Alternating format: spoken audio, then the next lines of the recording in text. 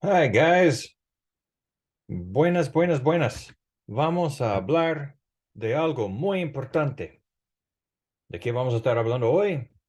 Hoy vamos a hablar del verbo gustar. Have you guys ever heard that verb before? Gustar. Sometimes it's translated as to like. It's actually incorrect. It doesn't mean to like. What does gustar mean? What does it really mean? It means to please. But it sounds weird to say that something pleases you in English. And so when we translate it, we say, I like it instead of it pleases me. For example, my water, I can say, oh, this water pleases me. You're like, what? You mean you like it? Like, yeah, I like it. Sorry, I'm thinking in Spanish. The water pleases me. Yummy, yummy water. It pleases me. Like, dude, you're weird. Like, okay, all right. All right. I meant to say I like it. I like the water. It's good. So let's go ahead and talk about the verb gustar. There's a reason why I want to talk about it. And there's also a reason why I want to let you know that it means to please. And it's because gustar, to please, is an intransitive verb, whereas to like is a transitive verb. I like. I like. It sounds incomplete. A transitive verb requires an object. If you like something, well, you have to like something, right? And so uh, it pleases. Well, that pleases. I don't. Here's the thing. Here's the thing. In Spanish, gustar is intransitive. Okay. So let's go ahead and take a look at this. We have the verb gustar. But actually, let's start where we always start. Let's not get ahead of ourselves here. There's a very specific format that I always mention at the beginning of every video. And there's a reason why. Because if you want to learn another language, you have to understand the subject pronouns of that language. Otherwise, you can't make sentences, right? Because a sentence requires a subject and a verb. And if you don't know the subject pronouns, it's going to be confusing. So here are the subject pronouns. Yo, tú, él, ella, it, usted. Now, why is it there? It's English. We don't say it in Spanish, but we do say that something does a verb, even if it's not a person, right? Like this magnifying glass. It magnifies. So it's a thing that's doing the verb. It magnifies. This magnifying glass magnifies. La lupa magnifica. Magnifica muy bien. It magnifies very well. But in Spanish, we don't say it. Anyway, I'm going to talk about this a little bit too much. I don't want to. So if you guys have any questions about these, nosotros, vosotros, ellos, ellas, ustedes, please watch my other video on subject pronouns. Now, we have to understand this format in order to understand the verb gustar. Now, remember these, in Spanish, you have these verb endings, AR verbs, ER verbs, and IR verbs. Once again, this is all broken down in other videos. But if you're watching this verb on gustar, you probably understand how this works, right? So if yo is doing the verb, if I am doing the verb, and it's an AR verb, then I have to put an O at the end of it. Coincidentally, all of the yo forms end in an O, regardless of whether it's an AR verb, an ER verb, or an IR verb. But there will be some differences. For example, in the nosotros, if it's an AR verb, it's amos. If it's an ER verb, it's hemos. And if it's an IR verb, it's imos. Let's talk about the verb gustar now. Why is it important to remember that the verb gustar means to please? Because in English, I say, I like the water, right? Or I like the magnifying glass. I like it. But in Spanish, we say the magnifying glass pleases me. And it makes a difference on who's doing the verb. There's a subject change. In English, yo, I am doing the verb. But in Spanish, whatever the thing is, is actually the one doing the verb. And that changes the way the verb is conjugated, right? So if I say, let's do a little sentence practice here. So I say, me gusta la lupa. Me gusta la lupa, the magnifying glass. Go back and watch some of my other videos. We talk about magnifying glasses. They're in the flashcards. By the way, go to the flashcards down in the comment section. I put it in my comment that I've pinned in the comment section. It talks about La Lupa because there's some Peppa Pig episodes that has that in the vocabulary. So please watch those episodes and please study those flashcards. Me gusta la lupa literally means the magnifying glass pleases me. In other words, I like the magnifying glass. So when we translate it, we say it this way so that people don't think we're weird. The magnifying glass pleases me. You're like, what? You mean you like it? Like, yeah, that's what I meant. I like it. So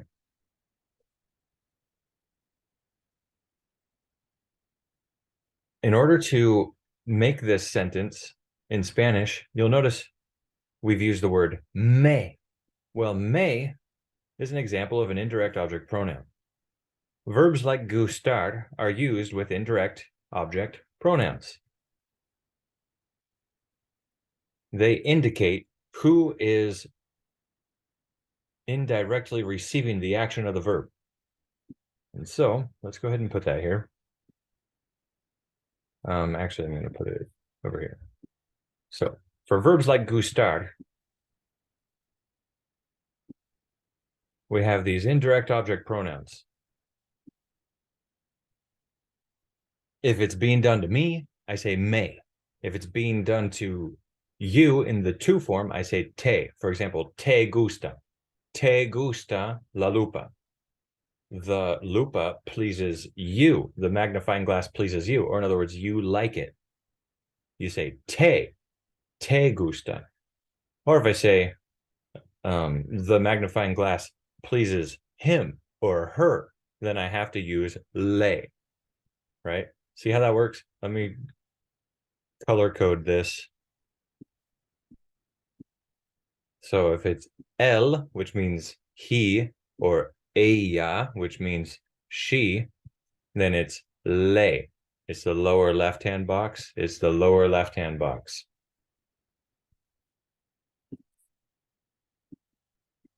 So I say,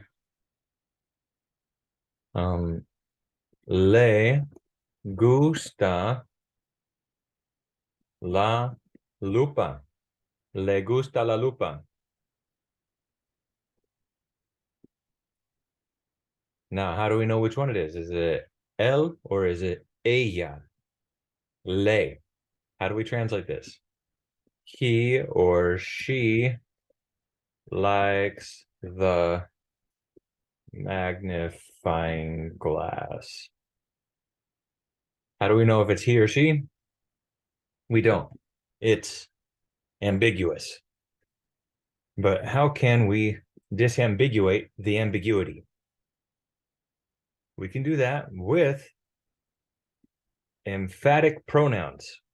So in Spanish, you have emphatic pronouns for intransitive verbs. You can say a mí to emphasize, to give further emphasis on who is receiving the action of the verb. We say a mí, and that means to me. Like I say, me gusta la lupa a mí. So we go over here. Me gusta la lupa. It's, in this case, it's implied.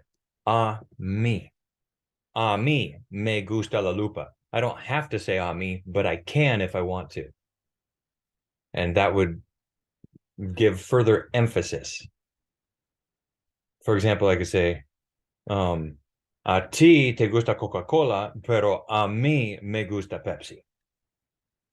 Or another example would be like, a ti te gusta latte, pero a mí me gusta café. Okay. So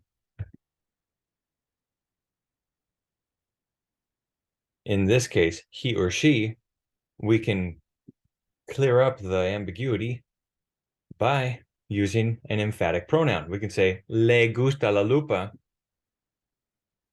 And you can put the emphatic wherever you want. You can say, for example, a él le gusta la lupa. A él le gusta la lupa. Now there's no question. There's no she in here. It's he. He likes the magnifying glass. A él le gusta la lupa. And what does it really mean? It means the magnifying glass pleases him. Or in other words, he likes it. All right. I think this is very clear, or I think I've explained this kind of clearly. So let's look at some other verbs like gustar. Actually, first, can I say gusto? Yo gusto la lupa? What would that mean? Yo gusto la lupa. Here's the thing. If you say yo gusto la lupa, it doesn't mean I like it. It actually, when you use gusto, like you're the one doing the verb and you're doing it to a thing, it makes it sound like it's a transitive verb. And so it actually changes the meaning of it. And so you don't want to say that. Yo gusto la lupa, right? You don't want to say that. It's me gusta la lupa, because la lupa is doing it. For the same reason, if I have a marker, right? I say, me gusta el marcador. Me gusta el marcador. Then it's me gusta.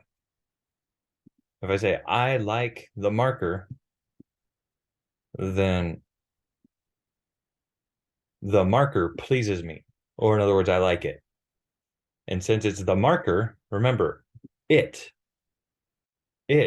does the verb. The marker is doing it. It pleases me. The marker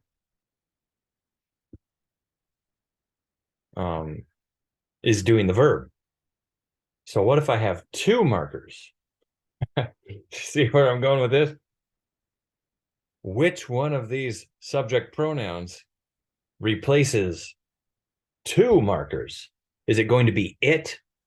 Does it replace two markers? Like, think about it in English. I have two markers. I like it. You mean them? You like them?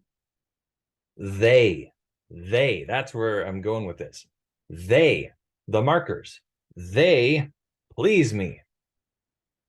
And now you're thinking like, what do you mean they please you? You're like, I meant, I like them. I like them. They don't please me. I just like them. That's all I meant to say. And so people don't think you're weird. Remember, when you translate it, it means to like. But when you're actually like, what it really means is to please. In Spanish, that's the literal translation from Spanish to English. It's they please me. And so how would I say that? Oh, sorry, my phone's spying on me. Okay. So if I say, and I like the markers. I like the markers. How do I say it? Well, it's a me, right? So I have to say me. Me. Now I have to use the verb gustar. Gustar. And it's los marcadores. Los marcadores. marcadores, los marcadores. Gustar. Since it's plural, remember this side of the format is plural. And so the third person plural, ellos, los marcadores, ellos. So for the verb gustar, I have to say gustan, gustan, because this is like los marcadores is ellos, it's the lower right hand box. And so if it's an AR verb like gustar, it's AN. And that's why I have it all written out right here. Gustan, gustan. You get rid of the AR and you replace it with an AN. Gustan. And since it's being done to me, I have to say me. Yo is being done to me is me right here. Me. A mí, if I wanted to use an emphatic pronoun, I would say a mí. A mí, me, and then who's doing it? The markers are, so gustan, they please me. Or in other words, I like them. I like the markers. Me gustan mucho. Son muy buenos los marcadores. Tengo verde, tengo morado, violeta, morado, púrpura, no sé. Muy bien. All right, now let's go ahead and take a look at some other verbs like gustar. So some other verbs like gustar. Let's do this. Other verbs like gustar. Now they're like gustar because they're intransitive verbs and they will require an indirect object pronoun. So let's go ahead and look at a few. And there's a lot of them. And in fact, you can take, like I was saying earlier, like some verbs, you can use them like intransitively or transitively, depending on the use. And there's colloquial uses, and there's really a lot more that goes into it. Really, the best way to learn this is just through exposure, but understanding what I'm saying here will help. So encantar literally means to enchant, but we generally use this to say to love. Like if you love something, like I love this magnifying glass, say me encanta, this magnifying glass enchants me. And so encantar means to enchant, or in other words, it means like to love. Okay. And just like gustar, it means to please, but you know, it's nobody really says that in English, so we say like to love, or well, to like, I mean, to like. So there it is. All right. Interesar. What do you think that means? Interesar means to interest, to interest. Now, I could say it interests me, right? This magnifying glass interests me. Or in English, you would probably use an adjective and say it is interesting, right? The magnifying glass is interesting. Me interesa. Me interesa. Interesar is an AR verb, and since it is doing it, the magnifying glass, I have to replace the AR ending with just an A. Me interesa. La lupa me interesa. Es muy interesante. All right, quedar. Quedar can be used intransitively, or in other words, with an indirect object pronoun. We can say, for example, oh, by the way, quedar means to remain. It also means a few other things, but if I can say, if I can use the verb quedar intransitively, it's generally going to mean like to remain. So I will say, for example, I have 2 more days before my birthday. I can say, me quedan 2 días para mi cumpleaños, which my birthday isn't coming up, but Just an example. So, or if I have like 2 raisins. How do you say raisins in Spanish? Pasas. Las pasas. Las pasas are raisins. Oh, I don't know how to spell raisins. Like that? Maybe. Raisins. Oh, no. Anyway, so if you say las pasas, no, it's wrong. Through the line. Sorry. Raisins. So las pasas. Me quedan 2 pasas. I have 2 raisins left, or 2 raisins remain to me. Me quedan 2 pasas. A mí me quedan 2 pasas. And so what if I were to, let's go ahead and do some more sentences here. I could say, ¿Cuántas pasas le quedan? Le. How many raisins does he or she have left? Or how many raisins remain to this person? Le. We know le is referring to the third person, although it could refer to usted as well. And so actually, let's do that. We can emphasize. We can say a él, a ella, or a usted. We can say a usted. ¿Cuántas pasas le quedan a usted? How many raisins do you have left? Or I can ask you in the to form. ¿Cuántas pasas te quedan? How many raisins you got? ¿Cuántas pasas te quedan? How many raisins you got left? 2, 3, 4. Yo tengo 4 pasas. Me quedan 4. Me quedan 4. Yo tengo 4. Me quedan 4. Entusiasmar is another example of a verb that could be used like gustar. Entusiasmar. Entusiasmar means to enthuse, right? Entusiasmar. I mean, there's a lot of ways you could translate it. Let me see what they say over here. Entusiasmar, if I flip this around. Yeah, to enthuse, to delight. So anyway, you can say to enthuse. Entusiasmar. Estoy entusiasmado. I am enthused. Or I am happy or something, or excited.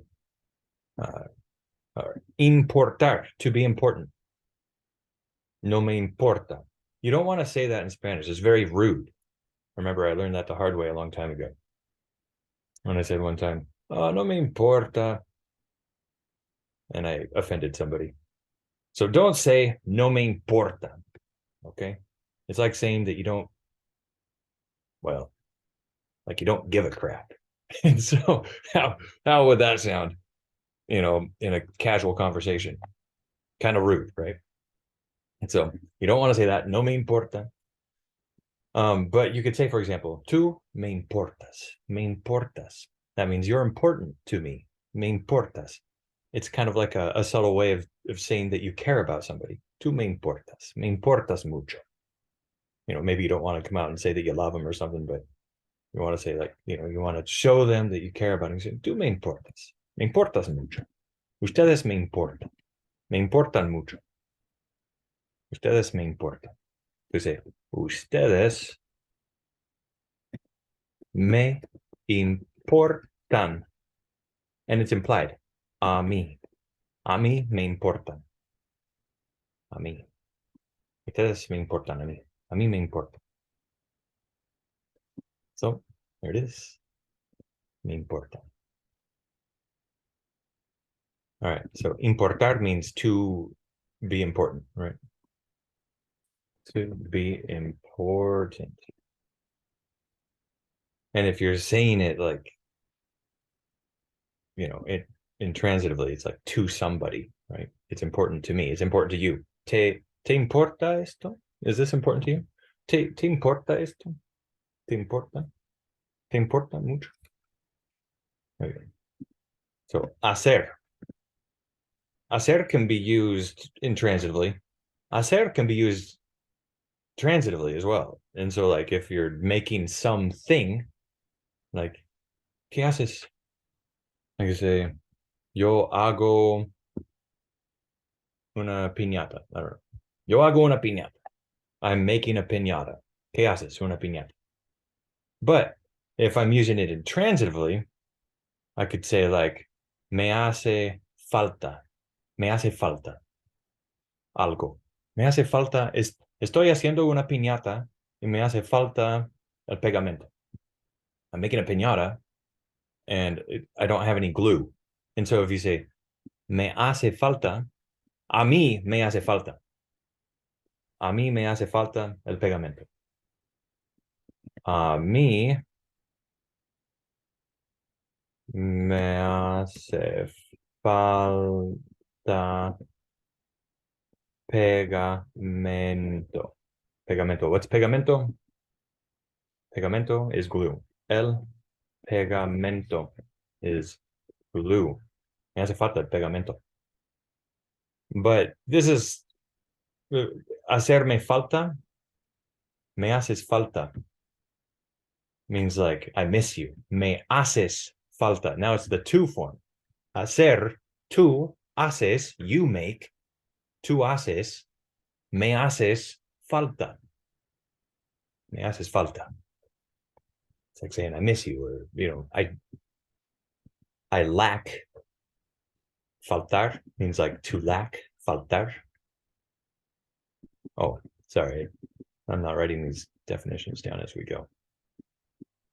I automatically think that you guys already know these. So hacer means to make or to do, and faltar means to lack or like to not have, to fault, right? To fault. And then las pasas, we know what that means. So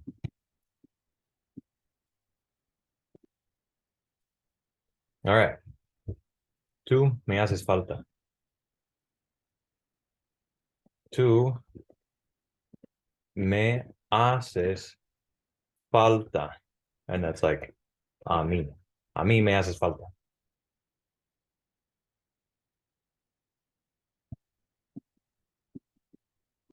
All right. Any questions? Put your questions down below in the comments and try to think of some exercises for you. Okay. Muy bien. Hasta luego. Gracias. Nos vemos en la próxima. Nos vemos en el próximo video.